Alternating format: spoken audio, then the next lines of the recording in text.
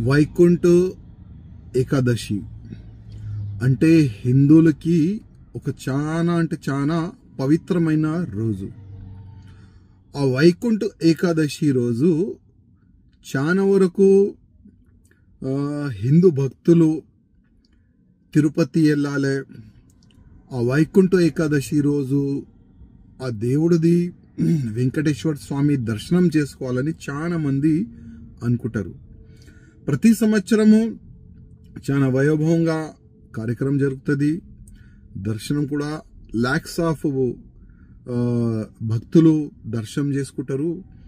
కానీ దురదృష్టం ఏంటంటే నిన్న ఒక తోకిస్లాటలో 6 మంది చనిపోయినారు. దాంట్లో 5 మెంబర్స్ మహిళలు ఉన్నారు. ఇంకా 48 మెంబర్స్ దాంట్లో ఇంజిట్ కూడా అయినారు ఆ తోకిస్లాటలో. అంటే ఇది ఎవరు తప్పు ఏంది, దానికి ఒక డీప్గా ఎంక్వైరీ జరపాలని నేను ఆంధ్రప్రదేశ్ ముఖ్యమంత్రి గారికి కోరుతున్నాను. అదేవిధంగా ఇవాళ వీడియోలో మనం చూస్తున్నాము, మీడియా పరంగానే మనకు తెలుస్తుంది అసలు ఎవరు తప్పు ఉందని. ఒకవేళ పోలీసులు సడన్గా ఆ గేటు తెరవకపోతే ఆ యాక్సిడెంట్ జరిగేది కాదని అక్కడ ఉన్న సాక్ష్యాలు చెప్తున్నారు. అసలు ఇది వాస్తవమేనా, అసలు ఎవరు తప్పు ఉంది అని కొద్దిగా డీప్గా ఎంక్వైరీ చేయాలని నేను మా నాయుడు ముఖ్యమంత్రి గారికి రిక్వెస్ట్ చేస్తున్నాను. అదేవిధంగా 6 చనిపోయినారు.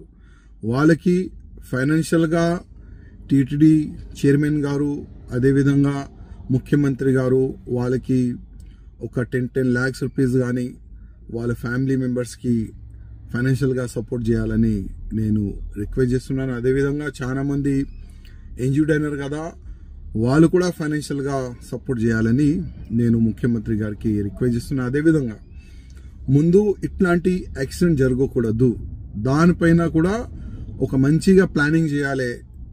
లక్షల మంది తిరుపతి దేవస్థానంకి వస్తారు.